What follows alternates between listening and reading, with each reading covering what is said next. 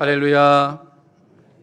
코로나 확진자가 하루에 7,000명씩 이상씩 나오는 이 엄중한 상황에서 더욱더 방역 수칙을 지키며 예배를 드리는 우리 사랑하는 성도 여러분들에게 하나님의 극진하신 사랑과 또 놀라운 은혜가 충만하시기를 주님의 이름으로 간절히 축원합니다.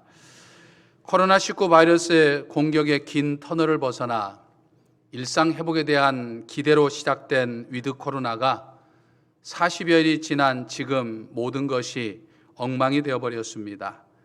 연일 코로나 확진자가 7,000명을 넘어서고 있습니다. 변이를 계속하며 인류를 공격하는 이 코로나 자체도 참 힘겹지만 이 사태가 쉽게 끝날 것 같지 않다고 하는 이 어두운 전망이 우리의 마음을 더욱더 무겁게 짓누르고 있습니다. 하지만 사랑하는 성도 여러분, 우리 그리스도인은 언제나 고난 속에서도 희망을 노래하는 사람들입니다. 믿으십니까? 지금 우리의 삶을 위협하는 코로나 이 상황 자체를 보기보다는 장차 우리를 회복시켜 주시고 우리의 삶 속에 놀라운 은혜를 열어주실 그 하나님의 역사를 기대하면서 오늘의 고난을 이겨나가는 것이 우리 그리스도인의 삶입니다. 아멘이십니까? 미국의 심리학자 에미 워너 교수가 하와이 카우아이 섬에서 태어난 이 833명의 아이들을 추적 조사하면서 한 가지 흥미로운 사실을 알게 되었습니다. 그것은 불우한 환경 속에 자라난 아이들이 그 불우한 환경을 딛고 일어서는 아이들이 있었는데 그들에게는 공통된 특징 하나가 있더라라고 하는 것입니다. 그것은 그 아이를 신뢰해주고 그 아이를 믿어주는 사람이 주변에 있었다라고 하는 것이죠. 나를 믿어주는 사람이 있을 때 사람은 그 어떠한 어려운 환경이라도 그걸 극복하고 일어설 수 있더라라고 하는 것이죠. 여러분, 이 공 모양을 가지고 있는 이 유리로 만들어진 공을 만일 땅바닥에 내려치면 어떻게 될까요? 당연히 깨지고 말지요. 하지만 고무로 된 공을 땅바닥에 내려치면 어떻게 될까요? 깨지는 것이 아니라 튀어 오르죠. 바닥에 세게 내려치면 세게 내려칠수록 그 고무공은 더 높이 튀어 오릅니다. 그럼 사람도 그런 사람이 있어요. 땅바닥에 내동이 치면 깨지는 사람이 있는가 하면 오히려 더 높이 튀어 오르는 사람이 있다라고 하는 것이죠. 고난당할수록 더욱 높이 튀어 오르는 사람을 가리켜서 이 회복 탄력성이 있는 사람 이렇게 이야기를 합니다. 나를 끝까지 믿어주는 사람이 주변에 있는 사람은 마치 고무공처럼 회복 탄력성이 있어가지고 더욱더 높이 튀어오르더라라고 하는 것이죠. 그래서 저는 오늘 주일 예배를 드리는 우리 사랑하는 성도 여러분들에게 여러분 한 분 한 분을 끝까지 믿어주시고 끝까지 책임져 주시는 한 사람을 여러분들에게 소개를 해드리려고 그래요. 그분은 바로 우리 주 예수 그리스도입니다. 믿으십니까? 우리 주 예수 그리스도는 여러분 한 분 한 분을 끝까지 믿어주고 끝까지 책임져 주시는 단 한 사람이에요. 믿으십니까? 이것을 믿었기 때문에 노예로 팔렸던 요셉은 노예로 머물지 아니하고 이집트의 총리 요셉이 될 수 있었죠. 사울에게 쫓기고 늘 전쟁의 위협 속에 살고 있었던 다윗은 이스라엘 민족의 왕 다윗이 될 수 있었죠. 포로로 끌려갔던 다니엘도 포로로 머물지 아니하고 바벨론과 페르시아 두 나라의 연거분 거쳐서 총리 다니엘이 될 수 있었던 거죠. 여러분, 코로나19 공격은 마치 우리가 땅바닥에 내동덩이 쳐진 것과도 같습니다. 하지만 나를 끝까지 믿어주고 나와 끝까지 함께 하시는 예수 그리스도를 통해서 우리는 다시 튀어오를 수 있습니다. 그러므로 환경이나 이 조건을 보면서 힘들어하기보다는 환경과 조건 너머에서 나의 삶을 이끌어 가시는 우리 주님을 보면서 우리는 이 코로나 시대를 이겨나가야 돼요. 이 코로나 시대를 이겨나갈 뿐만 아니라 코로나 이후, 이제 코로나가 회복되어서 일상생활로 돌아가는 이 코로나 이후, 즉 포스트 코로나 시대를 준비할 수 있어야 한다라고 하는 거죠. 그것이 바로 우리 그리스도인의 삶입니다. 아멘이십니까? 그래서 저는 지난 2년 동안 이 코로나 팬데믹이라고 하는 예기치 않는 상황 속에서 참 당황하기도 했었고 또 속상하기도 했었고 또 힘들어도 했지만은 이 코로나 이후, 즉 포스트 코로나를 생각하면서 매일 기도하며 씨름했습니다. 이제 제가 기도하며 씨름한 것들은 이제 차차 저의 목회 방향이나 또는 교회 상역 등에서 이제 하나하나 풀어 나가게 될 것이지만은 이 시간 우리 먼저 생각해야 할 것은 이 포스트 코로나 시대를 준비하면서 오늘을 살아가는 우리 그리스도인들이 어떤 삶을 살아야 할 것이냐라고 하는 사실입니다.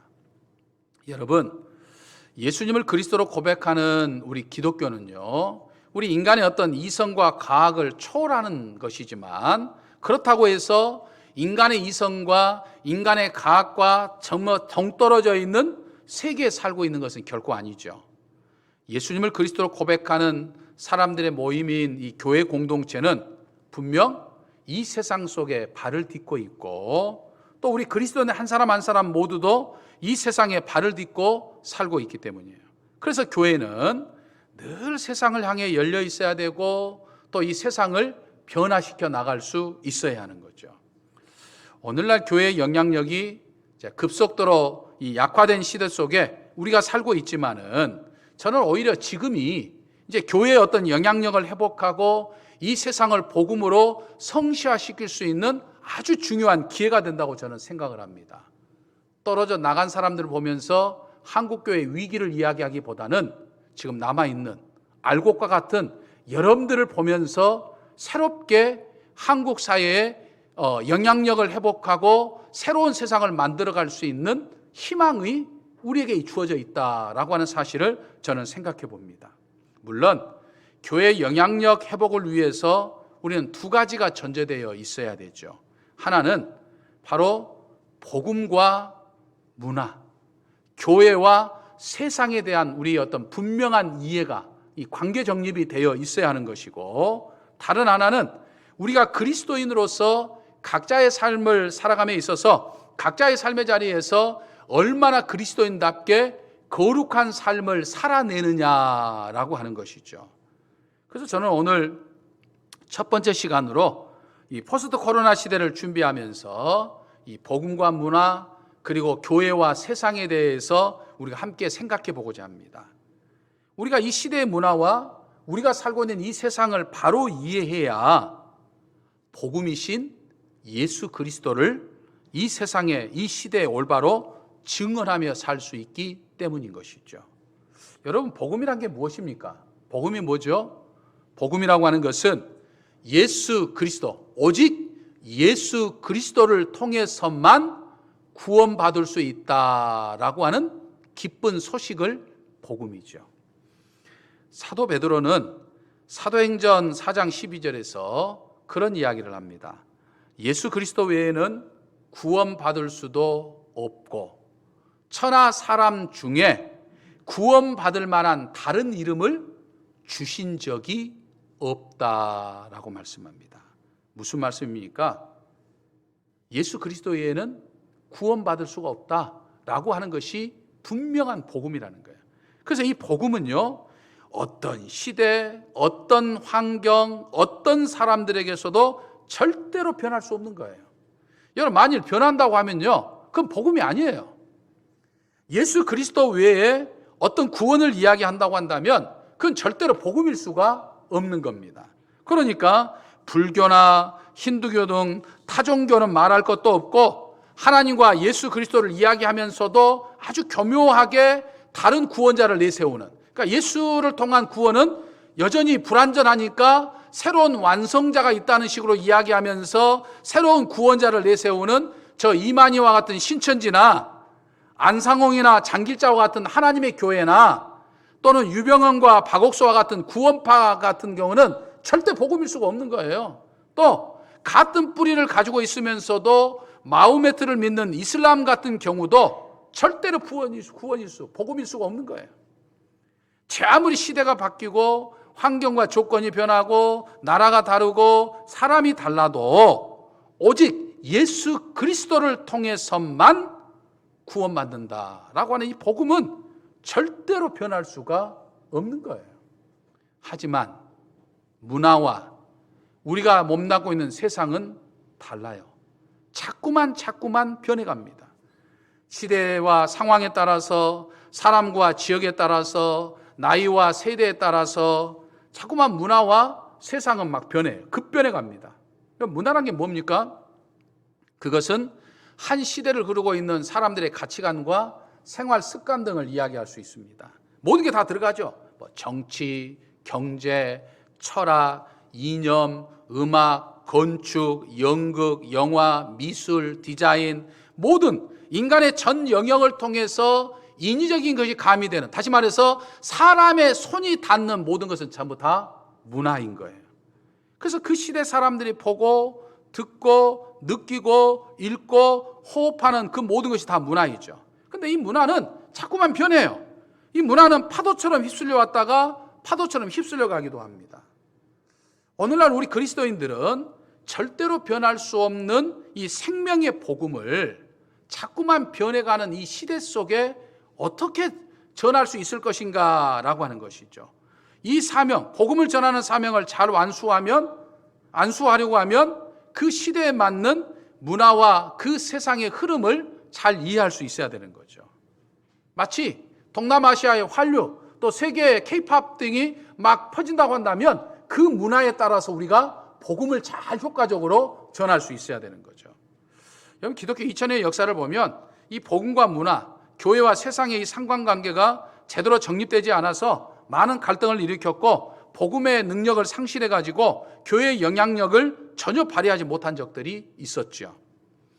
미국의 신학자인 리차드 니버라고 하는 사람은 그리스도교와 문화라고 하는 그 책에서 이 기독교와 문화, 교회와 이 세상의 관계를 이 아리스토텔레스의 고전 논리 범주를 그대로 적용해 가지고 기납과 연역과 변증과 갈등으로 설명하면서 결론적으로 우리 교회는 이 문화와 세상을 번역하는 번역자가 되어야 한다라고 이야기를 했었습니다. 그러니까 이 복음이 교회가 문화와 세상의 옷을 입고 그 문화와 세상을 주도적으로 바꿔나가는 그런 일들을 해야 된다는 거죠. 예수 그리스도를 통한 구원의 능력이 이 문화와 세상에 증거되어야 한다라고 하는 거죠. 그래서 문화는 복음을 담는, 그리고 복음을 전하는 토양이라고 할 수 있는 거죠. 기독교는 문화의 통로로 선교를 하기도 하고 복음의 진리나 예배나 성례전 같은 기독교의 영성이 문화의 표현의 옷을 입고 증언될 수 있어야 되는 거죠. 여러분, 그렇게 될 때 복음을 담은 기독교는 문화의 정신을 제공하는 거죠. 중세 유럽의 문명이 바로 그러했던 것이죠. 또 문화는 몸을 제공한다고 할 수 있는 거죠. 그래서 우리 기독교는 이 문화를 잘 이해하고 우리 교회 공동체는 이 세상을 잘 이해하고 정말 활용해서 복음을 온전히, 변할 수 없는 복음을 온전히 전해야 하는 거죠. 문화는 계속 변하면서 때로는 파도처럼 휩쓸려 왔다가 파도처럼 휩쓸려 갑니다. 그래서 여러분, 잘못하면요, 교회 공동체도 우리 그리스도인 개개인도 이 문화에 막 휩쓸려 가야 돼요. 하지만 파도처럼 휩쓸려 오는 문화를 잘 이해하고 이걸 적절하게 활용해서 우리가 복음을 잘 전해야 된다라고 하는 거죠. 여러분, 파도에 휩쓸리면 어떻게 되죠? 죽습니다. 근데 파도를 잘 타면 이건 재밌고 신나는 윈드서핑이 되는 거예요. 그러니까 그리스도인은 이 세상의 문화라고 하는 파도에 함몰되는 것이 아니라 이 문화의 파도를 잘 타는 사람들이어야 돼요. 복음의 본질을 꽉 붙잡고 이 문화의 흐름에 따라서 복음을 잘 증거하는 삶을 살아야 되죠. 여러분, 최근 우리가 코로나19로 인해서 지난 2년 동안 우리의 일상생활이 많이 멈췄어요. 그래서 사람들은 세상이 멈췄다라고 생각하지만 사실 이 세상은요, 지난 2년 동안 엄청나게 빠르게 지금 변하고 있어요.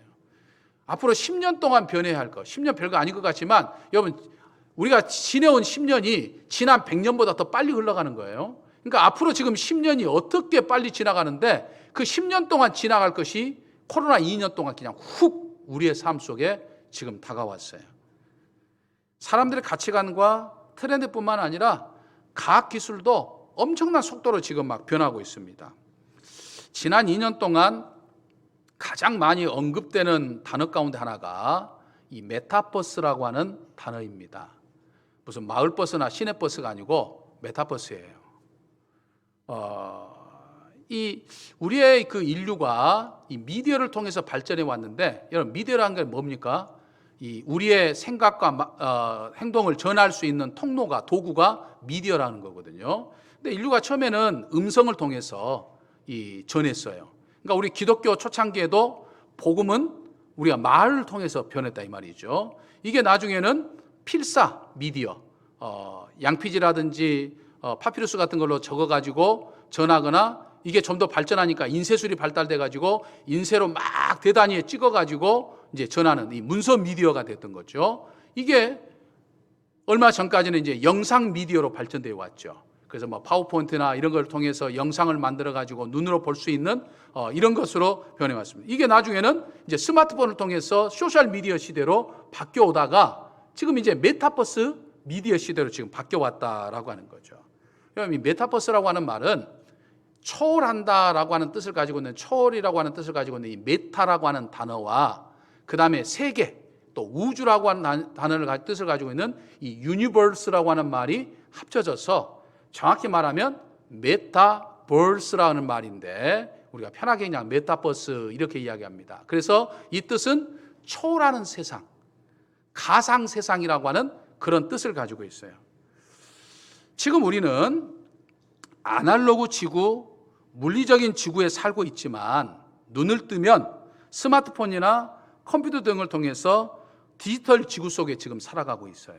그러니까 몸은 여기에 있는데 스마트폰을 통해서 새로운 세상 속에 지금 살고 있어요. 여러분 서울에 가셔서 전철을 타거나 또는 우리가 지역에서 버스를 타거나 여러분 식당에 가면 사람들이 주로 뭘 많이 하죠? 핸드폰을 보고 있어요.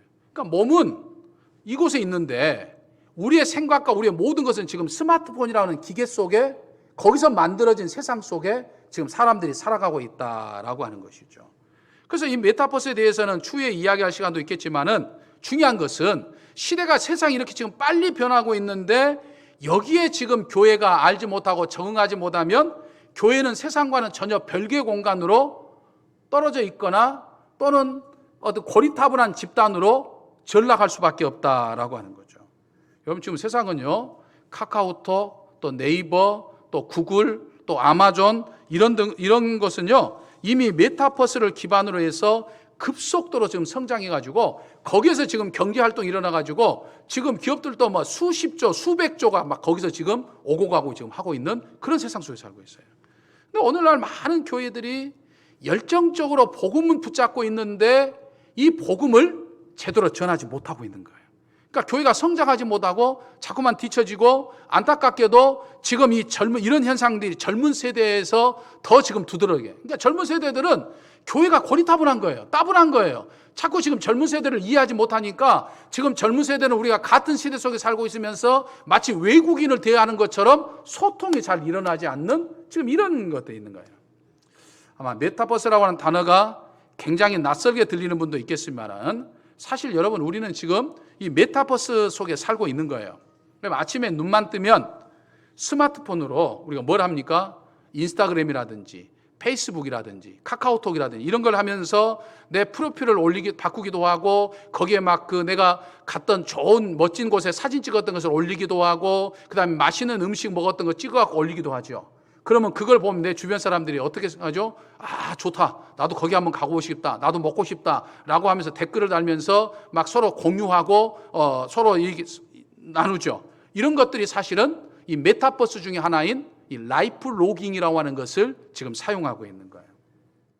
또 여러분, 우리는 지금 구글 어스라고 하는 이 웹을 통해 가지고 세계 곳곳을 가지는 못하지만 구글 어스를 통해서 들어가 보면 지구 곳곳 내가 가고 싶은 곳, 그것이 아주 선명하게 3D로 그냥 그대로 3D로 전부 나와요. 그러니까 그걸 다 볼 수 있어요. 또 여러분들, 우리가 코로나 시대이기 때문에 음식점에 직접 가지 않고 우리가 배달하는데 수성동에 어느 곳에 있다고 하는 것을 그냥 우리는 생각하면서 스마트폰 웹을 통해 가지고 배달 앱을 통해서 우리가 주문하는 이런 모든 것들은 이미 메타버스의 거울 세계라고 하는 것을 지금 이용하고 있는 거예요.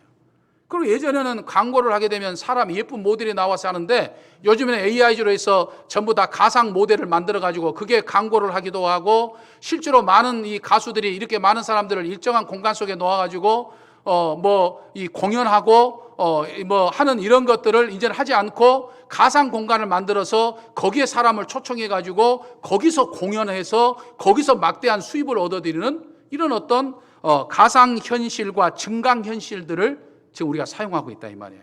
그러니까 세상이 지금 얼마나 빠르게 변하고 있는지 몰라요. 근데 복음을 세상에 전해야 할 교회가 이 세상을 제대로 인지하지 못하면 복음이 전달되지 못하는 상황이 되게 되는 거죠. 그래서 앞서가는 교회들은 온라인이라고 하는 가상 공간을 통해서 지금 복음을 미리 전하고 있어요. 젊은 세대들이 유튜브로 언제나 다운로드할 수 있도록 이 영상 컨텐츠를 온라인으로 올려놓고 있죠. 저희 교회도 올해 지금 세례를 받는 분들을 위해서 세례자 교육을 영상으로 만들어서 지금 유튜브와 우리 홈페이지에 올려놨어요.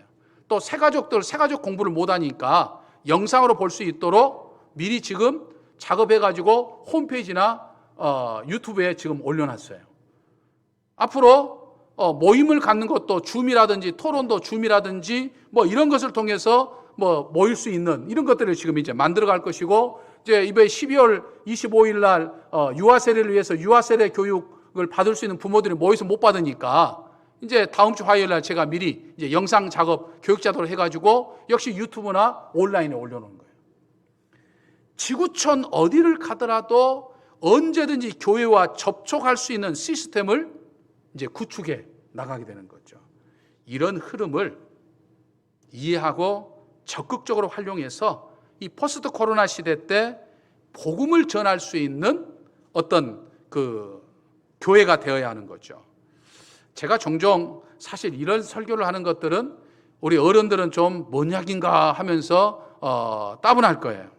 하지만 이런 설교를 가끔 하는 이유는 앞으로 우리 교회가 어떻게 나아가야 될 것이고 또 어떤 일을 해야 할 것인가를 전하려고 하는 의도도 있지만, 중요한 것은 새로운 문화에 맞는 사역을 진행할 때마다 여러분들이 낯설기도 하고 어색하기도 하고 잘 이해되지 않기도 하지만은 주저하지 말라 이 말이에요. 두려워하지 말라 이 말이에요. 교회에서 진행하면 적극적으로 참여하라 이 말이죠.